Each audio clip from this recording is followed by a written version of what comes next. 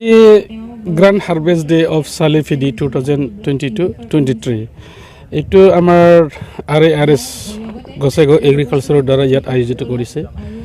গতিকে ইয়াত আমাৰ চাইণ্টিষ্টসকলে বা এগ্ৰিকালচাৰ অফিচাৰসকলে বৰ্তমান আধুনিক পদ্ধতিৰে কেনেকুৱা ধৰণৰ শস্য পাতিবোৰ কৰিব লাগে ইয়াৰ বিষয়ে আলোচনা কৰিছে।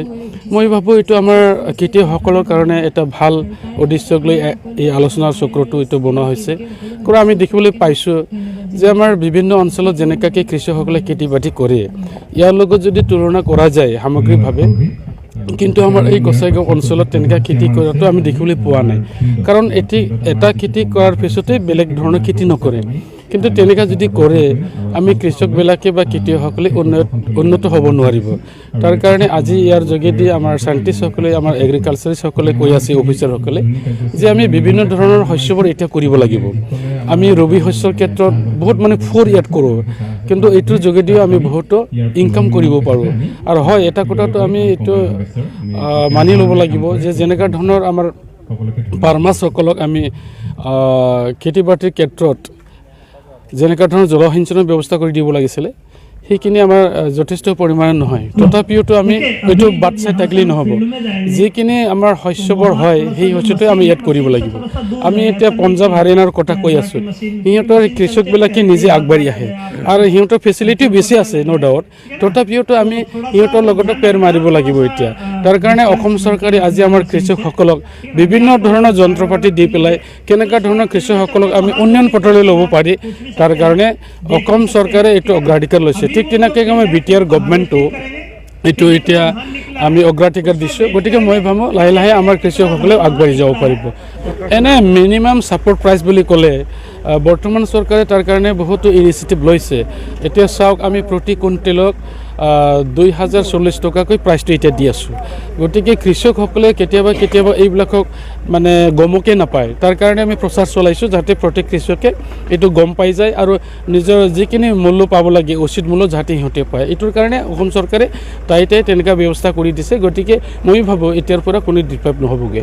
আজি আমাৰ ইয়াত গ্ৰেণ্ড হাৰ্ভেষ্টিং ডে উদযাপন কৰিবলৈ ওলাইছোঁ আৰু ইয়াত প্ৰায় 150 মান খেতিয়কৰ সমাগম হৈছে।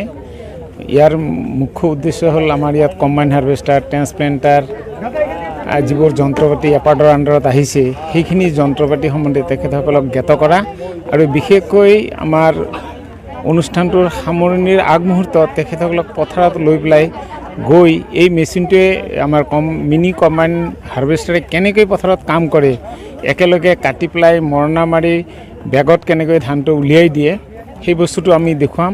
আৰু আমাৰ ইয়াত আমাৰ কৃষি বিজ্ঞান কেন্দ্ৰত চ'লাৰ বাবল ড্ৰায়াৰো আহিছে, যে খেতিয়কসকলে কোনো বস্তুৰ সহায় নোলোৱাকৈ কেনেকৈ সূৰ্যৰ তাপত আৰু যিটো চ'লাৰ প্লেট আছে তাৰ সহায়ত ধানখিনি শুকাই পেলাই ভঁৰালত ৰাখিব পাৰে, তাৰ পূৰা ডেমনষ্ট্ৰেশ্যন খেতিয়কক দেখুৱাম, যাতে খেতিয়কসকলে এই বস্তুখিনি চাই পেলাই আমাৰ কাষ্টম হায়াৰিং চেণ্টাৰৰ পৰা এই বস্তু লৈ তেখেতসকলে উপকৃত হ'ব পাৰে আৰু অৰ্থনৈতিকভাৱে স্বাৱলম্বী হ'ব পাৰে। এইটোৱে মেইন উদ্দেশ্য ইয়াৰ। আৰু মই আশা কৰোঁ এই অঞ্চলত যিখিনি আজি ফাৰ্মাৰ দেখিছোঁ তেখেতসকল যথেষ্ট আগ্ৰহী, কাৰণ আমি 100 মান ফাৰ্মাৰক মাতিছিলোঁ। মই দেখিছোঁ এতিয়া পিছত আমি 20-25 জন ফাৰ্মাৰ আকৌ বেছিকৈ আহিছে।